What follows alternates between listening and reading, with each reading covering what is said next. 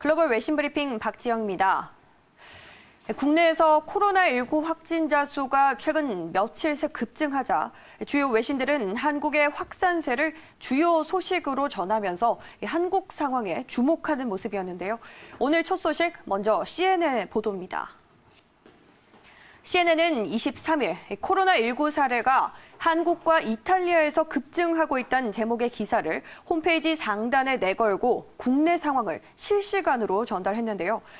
CNN은 한국에서 24시간 사이 총 감염자 수가 급증하고 있다면서 중국 본토를 제외하고는 코로나19 발병 실태가 최악인 나라 중 하나라고 보도했습니다.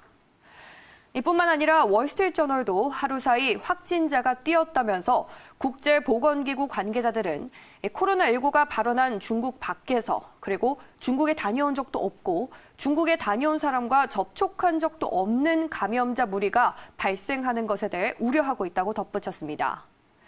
이 BBC도 홈페이지 첫 화면에 한국이 코로나19 사태와 관련해서 감염병 위기 경보를 격상했다는 제목의 기사를 실기도 했는데요. 한편 외신들은 이 감염자 급증세에 영향을 미친 신천지와 또 신규 환자들이 몰린 대구에도 관심을 보이면서 보도했습니다. 한 언론은 감염자의 절반 이상이 신천지라는 비밀스러운 종교 종파의 신도와 이들의 접촉자들이라면서 특히 대다수의 사례가 대구 지역에 몰렸다고 설명하기도 했습니다. 이에 따라 미 국무부와 또 질병통제예방센터는 현지 시간 22일 코로나19와 관련해서 한국에 대한 여행 경보를 2단계로 격상했는데요. 이뿐만 아니라 일본에 대한 여행 경보도 역시나 2단계로 높인 것으로 전해졌습니다. 보도 통해서 확인해 보시죠. 그동안 미국 국무부는 한국에 대한 여행 경보를 1단계 상태로 유지해왔지만 이날 2단계로 상향 조정했는데요. 이 국무부는 코로나19의 경우 중국 본토 여행이나 여행 관련 사안에서 긴밀한 접촉과 관련된 사례가 많았지만 이번에 한국에서는 지속적인 지역사회 감염이 보고됐다면서 조처 배경을 밝혔습니다. 이뿐만 아니라 미국의 질병통제예방센터도 한국에 대한 여행 공지를 경계 수준인 2단계로 조정했는데요. 질병통제예방센터의 경우 한국을 이제까지는 지역사회 확산국으로 규정해왔다가 이번에 1단계를 건너뛰고 바로 2단계로 분류한 것으로 전해졌습니다.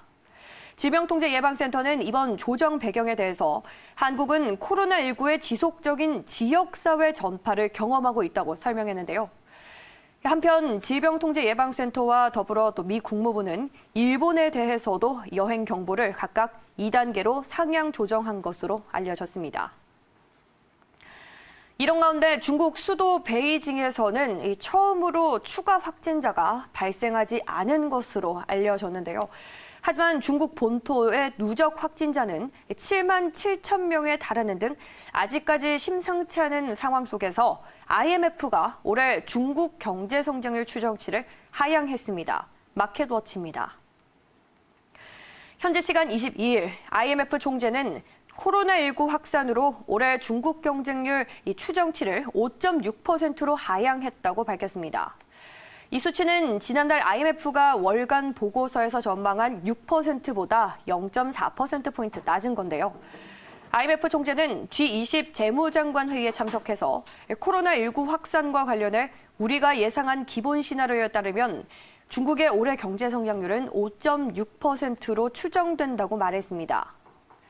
또 이 시나리오대로라면 중국 경제는 올해 2분기에 정상화되고 국제 경제에 미치는 영향도 상대적으로 심각하지 않고 단기에 그칠 것이라면서도 이와 반대로 예상보다 더 오래 국제적으로 확산되는 더 가혹한 경우도 상정되고 있는데 그렇게 되면 세계 경제 성장률은 더 수축될 것이라고 우려했습니다. 그러면서 코로나19 확산을 얼마나 빨리 통제하고 또 중국과 더불어 이에 영향을 받은 경제권들이 얼마나 신속하게 정상으로 돌아오느냐에 따라 이 세계 경제에 미치는 영향은 달라질 것이라고 덧붙였습니다. 이에 따라서 1월에 우리는 올해 세계 경제 성장률 전망치를 지난해보다 0.4%포인트 높은 3.3%로 잡았다며 코로나19 확산에 따라 이 전망치를 약 0.1%포인트 낮춘다고 설명했습니다. 마지막 뉴스입니다. 이처럼 코로나19 여파가 지속되면서 미국에서도 금리 인하 가능성에 대한 기대가 고개를 들고 있는데요. 하지만 연준은 여전히 금리 인하 가능성에는 좀 거리를 두는 모습입니다. CNBC의 보도입니다.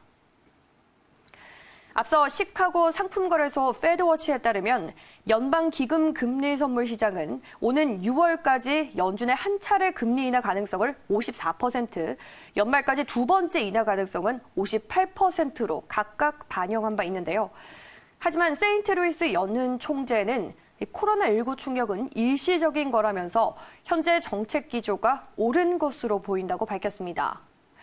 현지 시간 21일 CNBC 방송에 출연한 이 블러드 총재는 다른 바이러스처럼 코로나19 역시 지나가고 또 충격은 일시적이며 모든 것이 정상으로 돌아올 가능성이 높다면서 상황이 훨씬 악화될 가능성은 적다고 평가했습니다.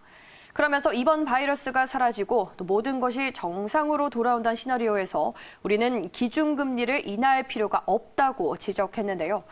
또 미국 경제에 대해서도 지난 몇 달간 미국 경제에 대한 많은 뉴스는 좋았다면서 미 경제가 연착륙하기에 좋은 상태에 있다고 강조했습니다. 뿐만 아니라 애틀란타 총재 역시도 경제 상황에 심대한 변화가 없는 한 연준이 움직여선 안 된다면서 현재 동결 기조를 이어가야 한다는 입장을 밝힌 것으로 전해졌습니다. 글로벌 외신 브리핑 1부에서 준비한 순서 여기까지입니다. 저는 잠시 후 2부에서 다시 돌아오겠습니다.